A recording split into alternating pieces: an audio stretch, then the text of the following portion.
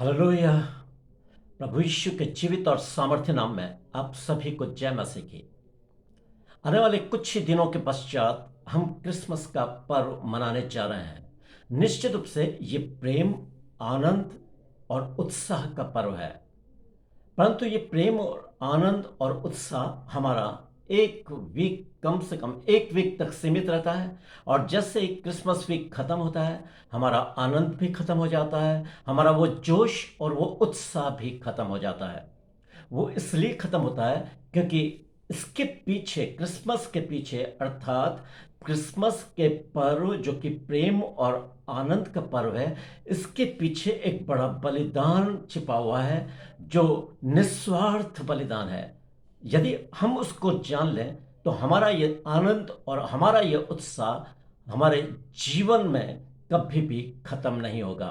और उसी छिपे हुए निस्वार्थ बलिदान को हमें पहचानना है कि वो आखिर निस्वार्थ बलिदान कौन सा है। अधिकांश लोग क्रिसमस वीक के बाद फिर पहले के जैसे ही अपना जीवन व्यतीत करने लगते हैं। उनमें न तो कोई उत्साह रहता है और न कोई आनंद। केवल क्रिसमस वीक में वे आनंद को महसूस करते हैं। यह आनंद उस आतिशबाजी के समान है। जब आतिशबाजी छोड़ी जाती है तो फटाके जो फूटते हैं वो एक सेकंड के लिए तेज आवाज करते हैं। उसके बाद दूसरे सेकंड में आकाश में रंग बिरंगे तारे उसमें दिखाई पड़ते हैं, और तीसरे ही सेकंड वो आतिशबाजी खत्म हो जाती है और फिर वो सारी रंग बिरंगे सितारे अंधकार में डूब जाते हैं, अंधकार में विलुप्त हो जाते हैं। बिल्कुल वैसा ही आनंद उन लोगों का है जिन्होंने क्रिसमस के पीछे छिपे हुए उस निस्वार्थ बलिदान को नहीं पहचाना है। और आज जरूरत इस बात की है कि हम उस बलिदान को जानें कि आखिर वो बलिदान क्या है।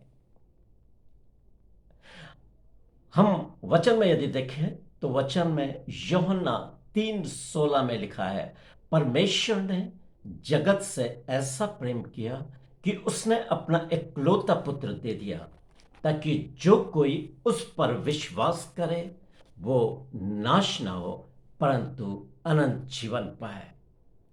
निश्चित रूप से परमेश्वर ने अपने प्रेम को इस प्रकार प्रकट किया कि जब हम पापी ही थे तब प्रभु यीशु मसीह मेरे और आपके लिए क्रूस पर मारा गया है। वचन में लिखा है ना, ये किसी धर्मी जन के लिए कोई मरे ये तो दुर्लभ है, परंतु क्या जाने किसी धर्मी व्यक्ति के लिए कोई मरने का साहस करे। परंतु परमेश्वर अपने प्रेम की भलाई इस रीति से प्रकट करता है कि जब हम पापी ही थे तब प्रभु यीशु मसीह हमारे लिए क्रूस पर मारा गया है ना। क्रिसमस एक प्रभु यीशु मसीह की पैदाइश है। परंतु हम देखते हैं जो जिस व्यक्ति का हम जन्मदिन मनाते हैं उसके लिए हम कुछ न कुछ गिफ्ट जरूर लेके जाते हैं, परंतु आज दिन तक हमने प्रभु यीशु मसीह को क्या दिया है? ये एक सबसे बड़ा साइन ऑफ इंट्रोगेशन है। ये एक सबसे बड़ा प्रश्नवाचक चिन्ह है कि हमने प्रभु यीशु मसीह को क्या दिया। हमको यीशु को देना होगा, और क्या देना होगा मैं आने वाले समय अभी मैं आपको बताऊंगा। मैं एक दृष्टांत आपको आपके सामने रख रहा हूं, उसको ध्यान से सुनिए। यदि आप उसको सुनेंगे तो निश्चित रूप से आपको समझ में आ जाएगा कि क्रिसमस में परमेश्वर मेरे और आपके जीवन से क्या चाहता है। एक बार एक लड़की गर्ल्स कॉलेज के अंदर उसने एडमिशन लिया। वो बहुत ही खूबसूरत थी, चरित्रवान थी, बहुत ही नेक और साफ दिल की लड़की थी, और उसके चरित्र और उसके स्वभाव से बहुत से लोग प्रभावित हुए। यहाँ तक कि स्टूडेंट्स उसके साथ दोस्ती करना चाहते थे और फैकल्टीज उसकी तारीफ किया करते थे, और वे लोग सोचा करते थे कि ये किसी अच्छे घराने की लड़की है। निश्चित रूप से वो एक अच्छे परिवार की लड़की थी। उसके बाद एक दिन जब वो अपने कॉलेज आई और कॉलेज में वो अपने लंच बॉक्स को घर पर ही भूल के आ गई। और उसकी माँ ने जब देखा कि मेरी बेटी लंच बॉक्स भूल कर आ चली गई है, तब उसने लंच बॉक्स लिया और वो कॉलेज की तरफ पैदल ही निकल गई। और वो लंच बॉक्स को लेकर उसके कॉलेज में आई जब तक उनका अ, उनका जो लंच टाइम है वो हो चुका था। और जब वो माँ उस बेटी को लंच बॉक्स देखने जा रही थी, तभी लड़कियों की आवाज और फुसफुसाहट उसको सुनाई दी। लड़कियां कह रही थी कि ये बदसूरत औरत कौन है और कहाँ जा रही है। तभी उसकी बेटी ने, जिसका नाम ग्रेस था, उसने उसको देखा कि उसकी माँ उसकी ओर बड़ी चली आ रही है। और वो उसकी माँ उसके पास आई, तब उसको लंच बॉक्स दिया। और जैसे ही लंच बॉक्स उसने अपनी बेटी को दिया, तभी लड़कियों की ये एक आवाज उसको सुनाई थी, क्या ये तेरे घर में काम करने वाली नौकरानी है? तब उस ग्रेस को कुछ सूझ नहीं पड़ा कि वो इसका क्या उत्तर दे, परंतु उसने कहा, हाँ, ये मेरे घर में काम करती है, परंतु बहुत अच्छी है। और जब उसकी माँ ने ग्रेस की इस बात को सुना, वो बहुत दुखी हो गई और वो एकदम पीछे मुड़ी और अपने घर की ओर तेजी से चलने लगी। उसकी आंखों से आंसू बह रहे थे और उसको इतना दुख हुआ कि उसको केवल वही शब्द सुनाई पड़ रहे थे कि ये क्या तेरे घर की नौकरानी है? और ग्रेस ने उसको कहा, हाँ, ये मेरे घर में काम करती है, परंतु बहुत अच्छी है। ये शब्द उसको चुप गए और वो घर पर आई और वो रोने लगी। और रोते रोते उसका बुरा हाल था। वो फूट फूट कर रो रही थी, क्योंकि उसकी बेटी से उसने कभी आशा नहीं की थी। और हुआ यह कि उसने अपने बॉक्स में से अपनी फोटो निकाली, उसको देखती और उसको रोती, उसको देखती और रोती रहती थी। तभी ग्रेस ने घर में प्रवेश किया और उसने देखा उसकी माँ रो रही है। तब ग्रेस उसके पास गई और उसके हाथ में से वो फोटो, जो उसकी माँ देख देख कर रो रही थी, उसने उससे ले लिया और कहा, माँ, तूने मुझसे ये क्यों छिपाया कि मेरी एक और खूबसूरत बहन है? तूने क्यों नहीं मुझको बताया? और जब ये बातचीत हो रही थी और बेटी माँ पर गर्म होकर बातचीत कर रही थी, तभी चर्च के पास्टर ने वहां पर प्रवेश किया। चर्च के पास्टर ने कहा, आज बेटी माँ के ऊपर इतना गुस्सा क्यों कर रही है? बेटी ग्रेस ने कहा, देखो पास्टर, मेरी एक और बहन है, जिस जो फोटो माँ के पास है वो मेरी बहन की है और उसने हमेशा मुझको छिपाया। तब पास्टर ने देखा, तुम्हारी एक और बहन है, ये तो मैंने अभी तक नहीं जाना। और तब वो अपनी माँ के हाथ से फोटो छीन कर लेके आकर उसने पास्टर को दिया। और पास्टर ने कहा, ये तेरी बहन नहीं है, ये तेरी माँ है। तो ग्रेस ने कहा, तो फिर ये औरत कौन है? यही तेरी माँ है। तब पास्टर ने ग्रेस को बताना शुरू करा, ग्रेस, जब तुम बहुत छोटी थी और तुम्हारे पिता की दुर्घटना में मृत्यु हो गई, तब तुम्हारी इस मां के पास जीने के लिए कोई भी उपाय नजर नहीं आ रहा था। वो इतनी निरुत्साहित हो चुकी थी कि अपनी जान देने पर उतावली थी, क्योंकि उसका सब कुछ खत्म हो गया था। परंतु जब तुम्हारे रोने की आवाज उसको सुनाई थी, तब उसकी हिम्मत बढ़ी और उसने कहा, मैं अपनी बेटी के लिए जीऊंगी। और बहुत मुश्किल से इसने तुम्हें बहुत लाड और प्यार से पाला। इसने नौकरी करी, नौकरी ढूंढी और नौकरी करती थी और तुम्हें संभालती थी। एक दिन अपनी नौकरी से यह आकर नौकरी से आई और तुम्हें एक कमरे में सुलाकर वो दूसरे कमरे में अपना काम कर रही थी। तभी उसको आग की और धुएं की बदबू आई और वो दौड़कर तुम्हारे कमरे में गई। और जब वो दौड़कर तुम्हारे कमरे में गई, तुम्हें देखा तुम्हारा कमरा आग की लपटों से जल रहा है। तब वो चिल्लाई, मां बचा लो। वो चिल्लाने लगी, बचाओ बचाओ बचाओ। और बहुत से लोग इकट्ठे हो गए, पर किसी ने उस कमरे में घुसने की हिम्मत नहीं करी, क्योंकि आग की लपटें बहुत तेजी के साथ जल रही थी।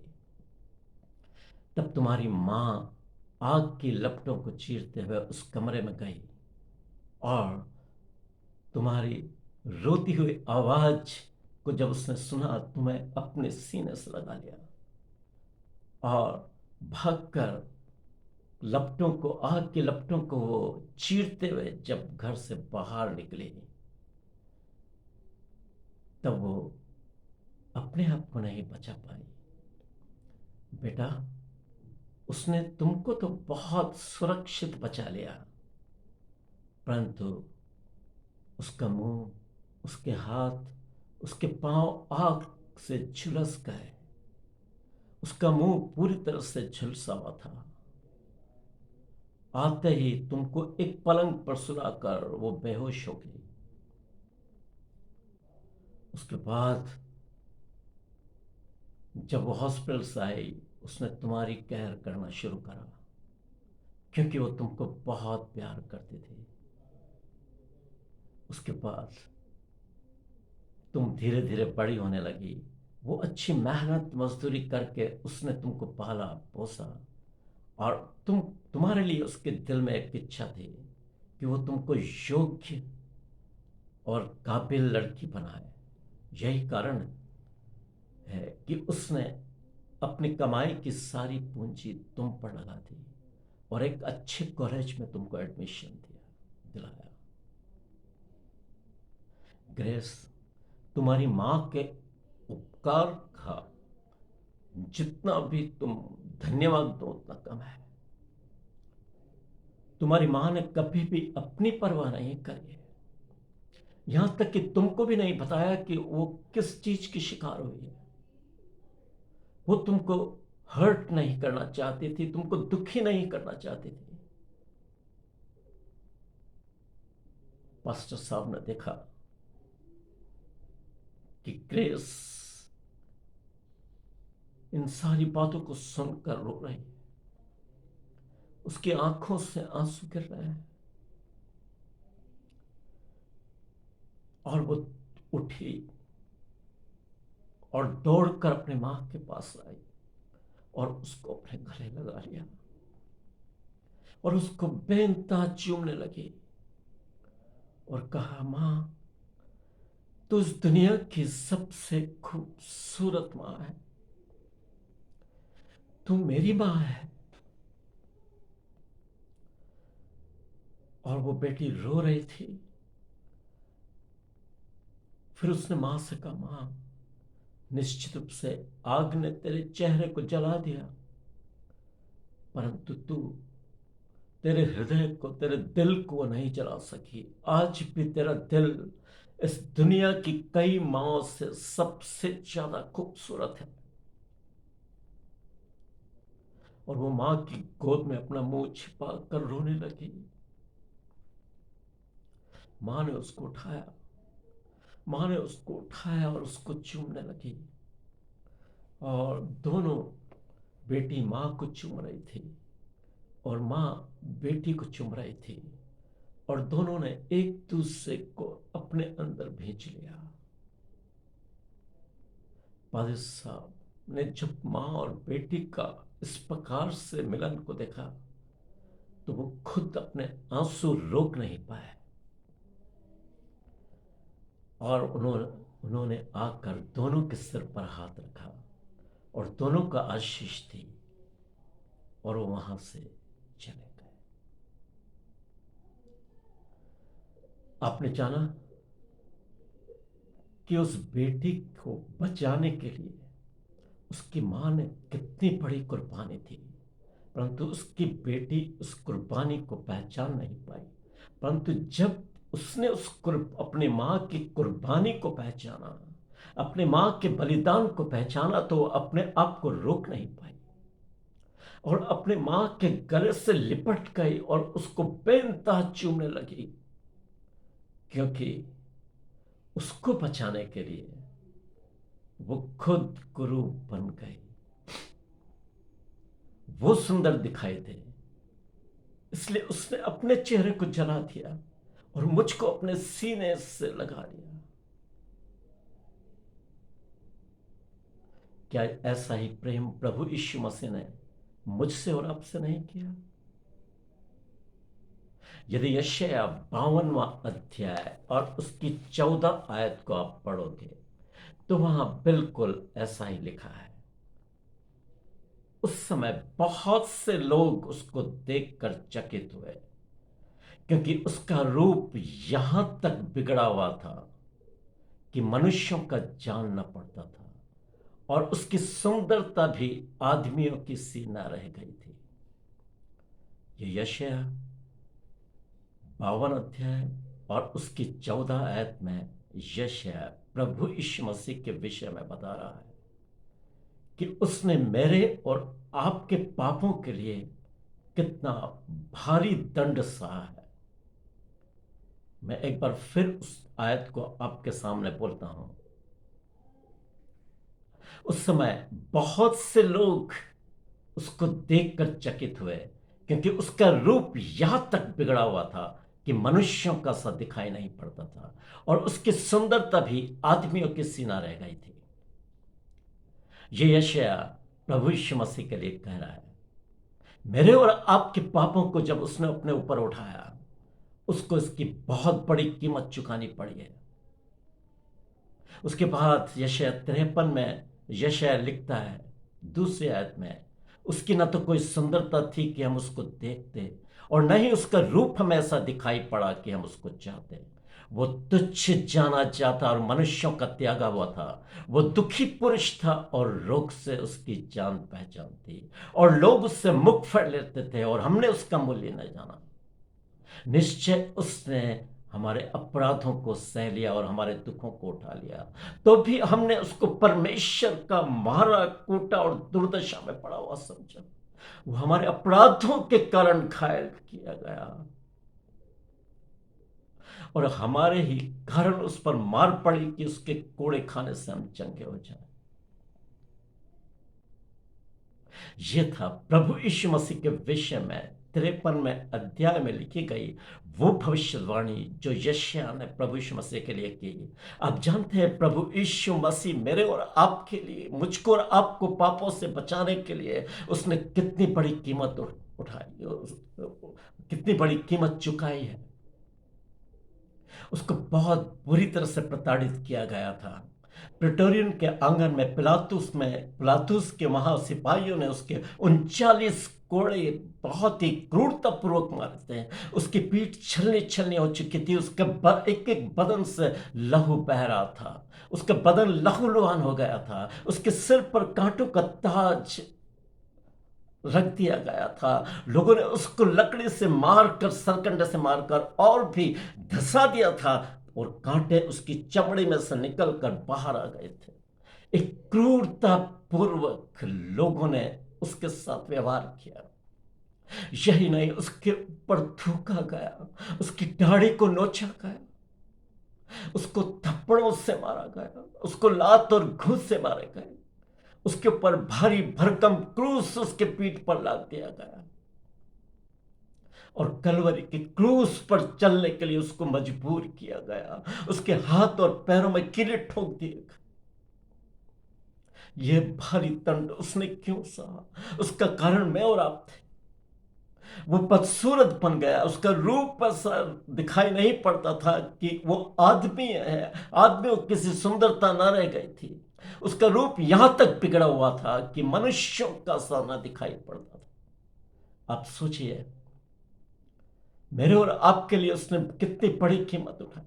बिल्कुल वैसे ही जैसे ग्रेस की मां ने अपने रूप की चिंता न करी, परंतु अपनी बेटी को बचाने के लिए अपनी जान दांव पर लगा दी।